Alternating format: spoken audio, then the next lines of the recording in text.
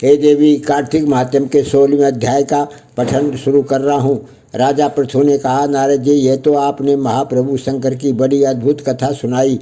कृपा कर आप अब ये बतलाइए कि उस समय राहु उस पुरुष से छूटकर कहाँ गया।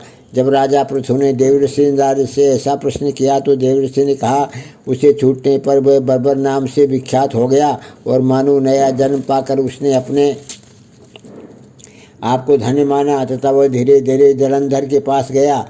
वहां जाकर उसने शंकर जी की चेष्टा कही। उसे सुनकर दैत्यराज को बड़ा क्रोध आया और उसने सब दैत्यों को सेना सजाने की आज्ञा दी। कालनेमी और शुभ निशुंभ आदि सभी महाबली दैत्य तैयार होने लगे। एक से एक महाबली दैत्य करोड़ों की संख्या में निकलकर युद्ध के लिए संबंध हो गए। महाप्रतापी सिंधु पुत्र शिवजी से युद्ध करने के लिए निकला। उसके आगे महर्षि शुक्र और छिन्न सिर राहु हुआ। फिर तो उसी समय जलंधर का मुकुट खिसक कर पृथ्वी पर गिर पड़ा।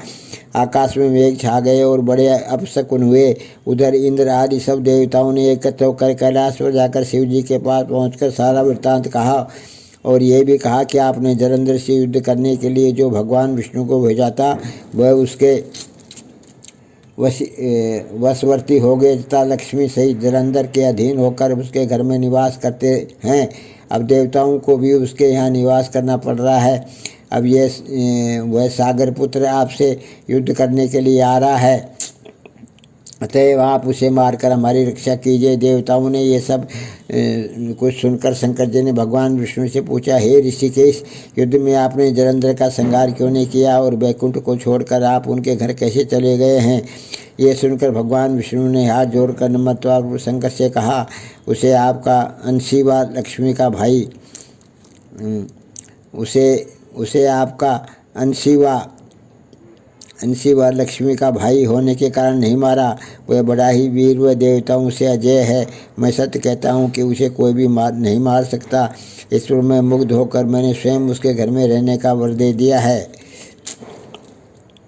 और इसी कारण मैं उसके घर में रहता हूँ। हे सुरवर्ण विष्णु, आप ये क्या कहते हैं। वह उस दैत्य जलंधर को मैं अवश्य मारूंगा, इसमें कुछ भी संदेह नहीं है। अब आप सब देवता जलंधर को मेरे द्वारा मरा हुआ ही जानकर अपने स्थान को जाइए। जब शंकर जी ने ऐसा कहा तो सब देवता संदेह रहित होकर अपने स्थान को चले गए। ठीक उसी समय पराक्रमी जलंधर अपनी विशाल सेना के साथ कैलाश पर्वत को घेर कर सिंहनाद करने लगा। दैत्यों के नाद और कोलाहल से शिवजी क्रुद्ध हो गए। उन्होंने अपने नंदी आदि गणों को उसके साथ युद्ध करने की आज्ञा दे दी। कैलाश पर्वत के समीप भीषण युद्ध होने लगा। दैत्य अनेकों प्रकार के अस्त्र शस्त्र बरसाने लगे। मेरी मृदंग शंख और तीरों तक हाथी घोड़ों और रथों के शब्द से पृथ्वी कांपने लगी। युद्ध में कटकर मरे हुए हाथी घोड़े और पैदलों पर पहाड़ सा लग गया, जिसके युद्ध भूमि और भी अगम्य हो गई। दैत्यों के आचार्य श्री शुक्राचार्य जी अपनी मृत संजीवनी विद्या से सब दैत्यों को जलाने लगे। यह देखकर शिवजी गण व्याकुल हो गए और उनके पास जाकर सारा वृत्तांत सुनाया। उसे सुनकर भगवान रुद्र के क्रोध की सीमा नहीं रही। वह अपने भयंकर रूप से दिशाओं को प्रज्वलित करने लगे। फिर तो उस समय उनके मुख से एक बड़ी भयंकर कन्या उत्पन्न हुई, जिसकी की दोनों जंघाएं लाल तालबक्ष के समान थी। वह युद्ध भूमि में जाकर सब असुरों का तर्पण करने लगी। तब युद्ध भूमि में उस प्रकार विचलित हुए वह शुक्र जी के समीप पहुंची और उन्हें शीघ्र ही अपने उदर में विलुप्त कर लिया। फिर स्वयं भी अंतर्ध्यान हो गई। शुक्र के गुप्त हो जाने से दैत्यों का मुख मलिन पड़ गया और वह युद्ध भूमि छोड़कर भाग गए। इस पर उनके शुंभ निशुंभ और कालनेमी आदि सेनापतियों ने अपने भागते हुए वीरों को रोककर शिवगणों पर बड़ा कठिन प्रहार करना आरंभ किया। और ऐसा ही शिवजी के नंदी आदि वीर गणों में भी, जिनमें गणेश और स्वामी कार्तिक भी थे, अपने गणों को रोक रोक कर दैत्यों से भीषण युद्ध करना आरंभ किया। 16वें अध्याय का महात्म्य समाप्त। हे देवी, मैंने कार्तिक महात्म्य के 16वें अध्याय का जो पठन किया है इसको